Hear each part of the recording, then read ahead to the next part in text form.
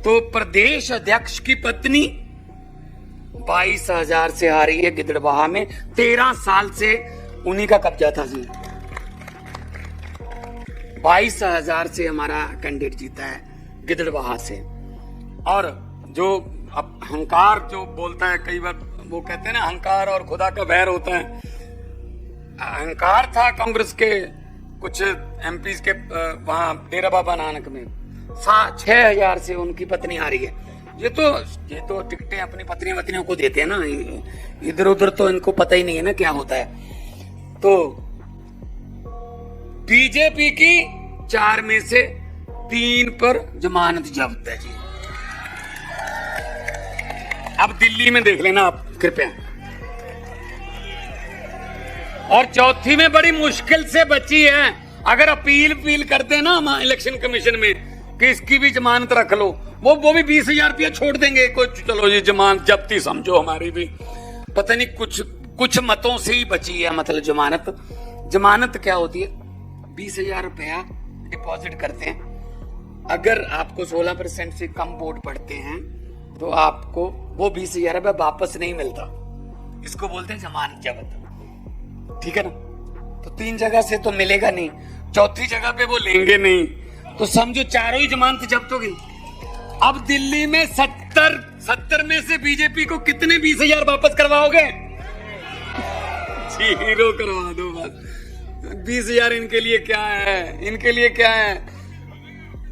हाँ, वही मैं तो कहूंगा अरविंद केजरीवाल जी को और राघव चड्ढा जी बैठे हैं कि सुप्रीम कोर्ट में 80 डालो कि वो 20,000 कम से कम जनता के लिए तो यूज कर सके।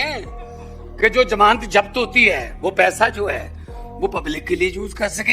ये वो पैसे हैं जो आपने एक बंदे को रिजेक्ट करके आपने पैसे दिए और ये पैसा आपको मिल रहा है। तो लोगों में ये भी कंपटीशन हो जाएगा, इसका भी 20,000 लेना है। और 20,000 को बढ़ा के थोड़ा 50,000 या लाख भी करना चाहिए, ताकि पब्लिक के पास थोड़ा पैसा, तो जैसे सीएम साहब कहते हैं कि 1 नेशन 1 इलेक्शन नहीं, ये तो हर रोज ही इलेक्शन होनी चाहिए। इलेक्शन के समय तो नेता जो हैं वो काबू आते हैं, इलेक्शन के समय तो कहते हैं हम ये दे देंगे। तो इसीलिए मुझे आज जब 12-1 बजे तक पता चला, सीएम साहब ने कहा दिल्ली आओ, दिल्ली के लोग आपका इंतजार कर रहे हैं और हम बड़े मंच पर ये बोलना चाहते हैं कि आम आदमी वो कुछ सोशल मीडिया पर या जो इनका ट्रोल मीडिया है, इनका पता नहीं कौन सा मीडिया, तो ये करते रहते हैं ना, पता नहीं ये झाड़ू बिखर गया, झाड़ू खिलर गया, झाड़ू में से 1-2 वीक जो तीले होते हैं ना, वो अगर सफाई करते करते निकल भी जाएं, झाड़ू सफाई करता रहता है। अगर कमल के फूल में से एक पत्ती काट दो वो कमल का फूल नहीं रहता। अगर पंजे में से एक उंगली काट दो वो पंजा नहीं रहता। हमारा तो झाड़ू रहेगा, हमारा झाड़ू सफाई करता रहेगा। और पहले इस झाड़ू से हम सिर्फ दुकान या मकान साफ करते थे, अब अरविंद केजरीवाल की अगुवाई में इस झाड़ू से पूरा हिंदुस्तान साफ किया जाएगा। हम तो फकीर लोग हैं, हम तो छोड़ चुके हैं काम, पैसे कमाने वाले काम तो छोड़ चुके हैं जी। हमारा कोई बसों में हिस्सा नहीं है, हमारा कोई रेते की खड्डों में हिस्सा नहीं है।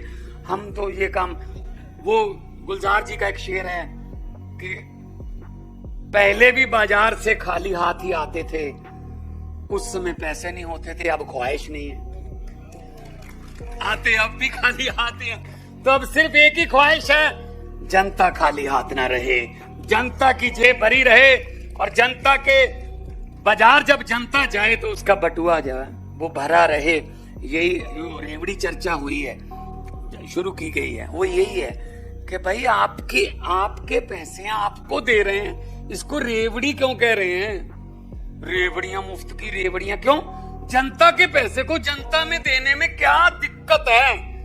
अगर ये रेवड़ी है मोदी साहब, तो 15 लाख वाला पापड़ कहाँ है?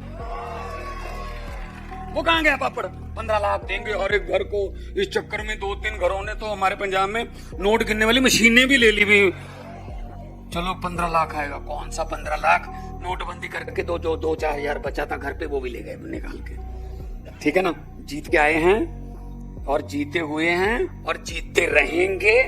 और अगली बारी दिल्ली की है, दिल्ली के बाद फिर पंजाब की बारी है, पंजाब के। तो हमारा तो एक रिश्ता ऐसा बन गया है दिल्ली और पंजाब का कि हमारे वॉलंटियर जो हैं वो हमें कह रहे हैं जी कब जाना है दिल्ली।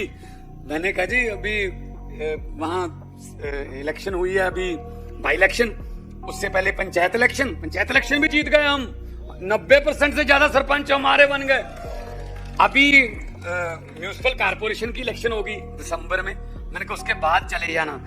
इतने ज्यादा मतलब मैं कहूँ जिसको पंजाबी में बोलते हैं, इतने ज्यादा वो काले हैं, जल्दबाजी में है कि हमें दिल्ली भेजो, जल्दी दिल्ली भेजो जी, जनवरी आ रही है, बस जनवरी फरवरी में हम दिल्ली में सरकार बनानी है। और आप भी एक वादा करो कि अरविंद केजरीवाल देश के इतिहास में ऐसा बंदा 2 बार जिसने सीएम का पद छोड़ दिया, 2 बार, वरना शमशान घाट की कमेटी का प्रधान बना दो भाई साहब, वो नहीं छोड़ता। 2 बार दिल्ली का पद छोड़ दिया, इस्तीफा दे दिया। लोग जब दोबारा बनाएंगे तब बनूंगा, नहीं तो बनूंगा नहीं। इसके लिए तो जिगरा चाहिए, इसके लिए जिगरा चाहिए, इसके लिए जिगरा चाहिए, और जिगरा हमारे नेता के पास है। इसीलिए अगर वो कहते हैं ना कि लड़ते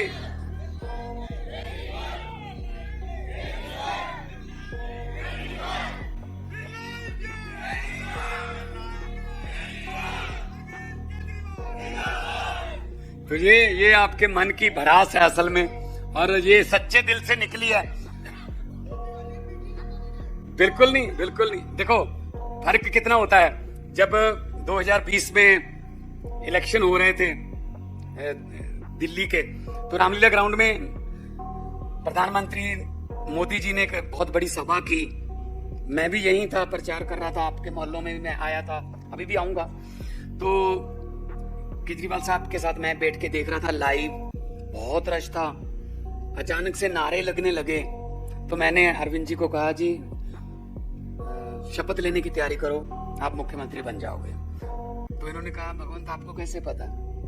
मैंने कहा जी नारे सुनकर पता चल गया। कहते नारे तो ठीक लग रहे हैं यार, रश भी बहुत है। मैंने कहा सर रश बहुत है, नारे ठीक नहीं लग रहे। कहते कैसे? मैंने कहा जी देखो तो सही, नारे लगाने से पता चल जाता है कि आप कैसे हो, आपका मूड कैसा है। स्टेज पर नारा लग रहा था हर हर मोदी, और लोग कह रहे थे हर हर मोदी। मैंने कहा सर हाथ ऊपर जा रहा है, गर्दन नीचे जा रही है, ये दिहाड़ी पर आए हैं, ये वोट नहीं डालेंगे। वही काम हो गया भाई साहब। हर जगह पे दिहाड़ी पे ले जाते हैं ये कहने के लिए मोदी मोदी मोदी। भाई साहब आप बता दीजिए, दिल से बता दीजिए, एक बंदे को भी कहा है कि केजरीवाल का नारा लगाना है? दिल से निकल रहा है ना, जो बात दिल से निकलती है वो असर रखती है। लोगों को अक्सर कहते सुना है जिंदा रहे तो फिर मिलेंगे, लेकिन इस पंजाबी दिल ने कहा है मिलते रहे तो जिंदा रहेंगे। मिलता रहूंगा, आते हैं आपके पास भी, और दिल्ली जीतेंगे। बहुत बहुत मुबारकबाद आपको। और मैं अपनी तरफ से रिक्वेस्ट करूंगा आम आदमी पार्टी के सुप्रीमो पूरे देश को संबोधन करें, क्योंकि पूरा देश सुन रहा है, क्योंकि ये आज बहुत बड़ा दिन है, और आज के दिन इनका बोलना बहुत महत्वपूर्ण है। पूरा देश सुनना चाहता है कि आने वाले दिनों में राजनीति की दशा और दिशा क्या होनी चाहिए।